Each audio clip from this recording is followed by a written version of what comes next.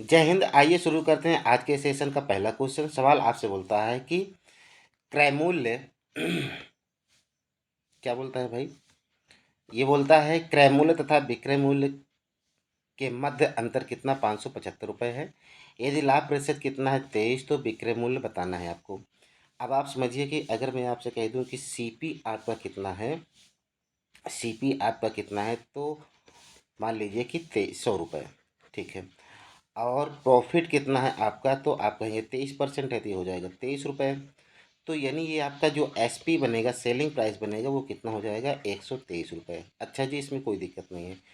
CP और SP में difference हमको 23 बताया हमारे हिसाब से, और यहाँ भी कितना बताया है रुपए के हिसाब से? कितना है? 575 रुपये। यानी कि आप कह सकते हैं कि 23 यूनिट की वैल्यू जो डिफरेंस के रूप में बता रहा है वो कितना? 575 रुपये है। चलिए ठीक है, यहाँ कोई दिक्कत नहीं है। आपसे पूछ रहा है विक्रय विक्रय मूल्य का मतलब कितना? 123 की वैल्यू कितना होगी? तो ये 23 की वैल्यू हो गई, तो 123 की वैल्यू कितना होगी? 123 की वैल्यू आपकी बनेगी 575 बटे में कितना? 23, और गुणे में कितना? 123।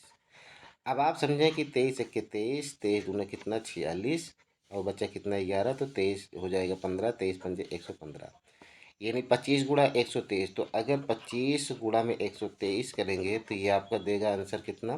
25 दिए 75, 25 दूना 50, 7 57, 25 एक 25, 5 30, यानी कितना? 3075। ऑप्शन नंबर कौन सा जाएगा? डी आपका सही जवाब होगा। बच्चे यही इतना सवाल है, ये इतना तो समझने के लिए किया जाता है।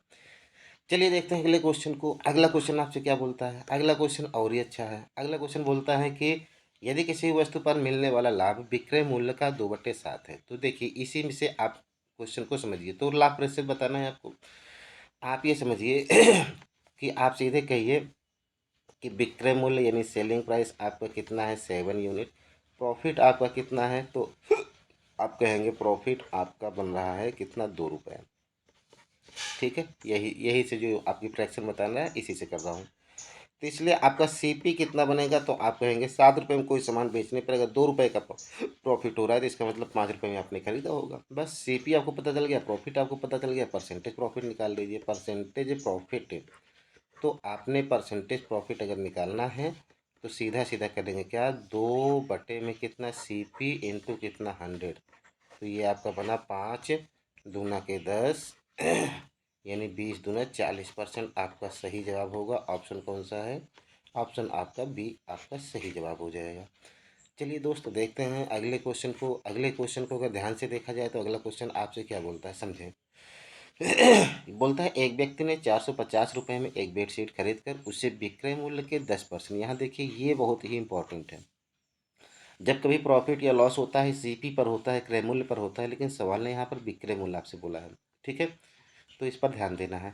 पर बेच दिया तो बेडशीट का विक्रय मूल्य ज्ञात करें। ठीक है, तो आप ये समझिए कि अगर मैं कह दूं, देखिए 100 से मान कर रहा हूं, चाहे तो आप फ्रैक्शन से भी कर सकते हैं। मान लेते हैं कि विक्रय मूल्य आपका कितना है? 100। तो प्रॉफिट आपका कितना होगा?